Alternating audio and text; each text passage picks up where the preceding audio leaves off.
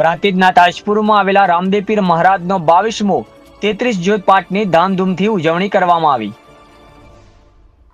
સાબરકાંઠા જિલ્લાના પ્રાંતિજના તાજપુરમાં આવેલા રામદેવ પીરના મંદિરે ચૈત્ર સુદ બીજના દિવસે પરંપરાગત 33 જ્યોત પાઠ પૂરવામાં આવે છે।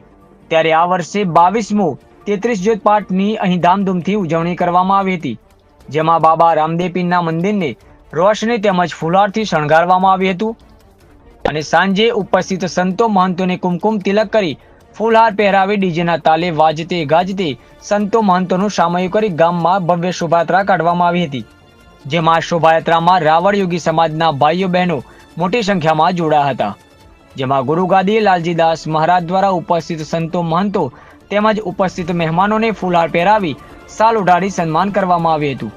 રાત્રે જય અલખધણીના જયઘોષ સાથે 33 જ્યોત પ્રગટાવવામાં આવી હતી। ત્યારે ઉપસ્થિત સંતો મહંતો દ્વારા ભજન સત્સંગની રમઝટ જમાવી દીધી હતી।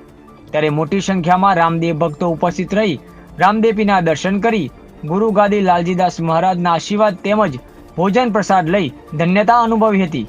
વધુમાં ગુરુગાદી યોગી લાલજીદાસ મહારાજ દ્વારા ઉપસ્થિત સૌ ભક્તોને કુમકુમ તિલક કરી આશીર્વાદ આપ્યા હતા। આ ધાર્મિક કાર્યક્રમને લઈને ગામમાં ભક્તિમય વાતાવરણ જોવા મળ્યું હતું અને ગામ આખું રામદેવમય બની ગયું હતું।